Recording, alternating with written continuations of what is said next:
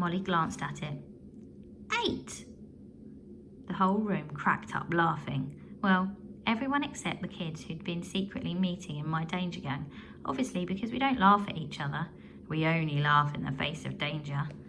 Ronnie had given Molly the wrong answer. Try this one then, Miss Tinky said, and wrote 2 times 3. Molly thought for a while, but she simply couldn't do it, not under the pressure of all those eyeballs watching her.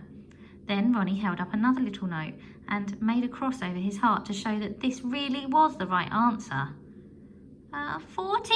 Molly chimed. The other kids erupted into giggles again, and another wrong answer. I couldn't help but feel sorry for her. If I could, I would have used my mind powers to put the answer in her brain, but my 2 unsuccessful attempts with Ronnie had left me doubting my abilities, so I thought it was best not to meddle with her mind mid-maths test. Try one more. A nice easy one, Molly. 10 times 3. Molly was silent. She obviously wasn't born with a brain that was meant to do maths. Any idea? Miss Tinky asked. Molly shook her head. Her smile was nowhere to be seen. From the look on her face, I could tell she was wishing she could just vanish into thin air. That was when it happened.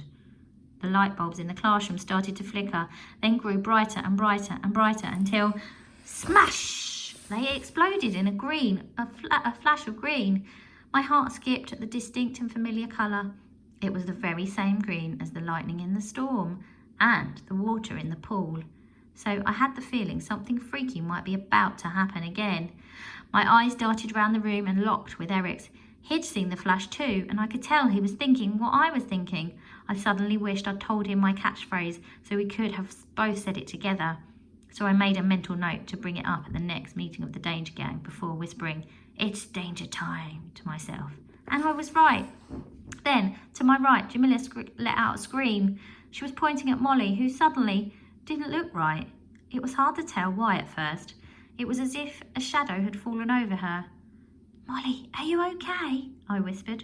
But Molly just stared at us, and the strange shadow grew more intense. "No whispering during tests," Miss Tinky croaked as she turned her back and firmly underlined the sum on the board for Molly. It was super weird that she hadn't noticed the exploding light bulbs at all.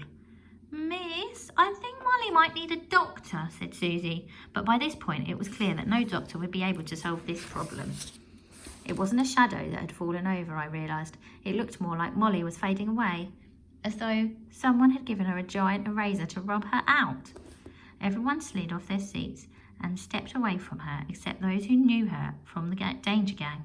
We ran towards the danger and tried to grab hold of our disappearing friend, but by the time we'd reached her, Molly McClear had disappeared. We searched everywhere for her, but she was nowhere to be seen. Gone, vanished, totally invisible, just like I knew she'd wished to be.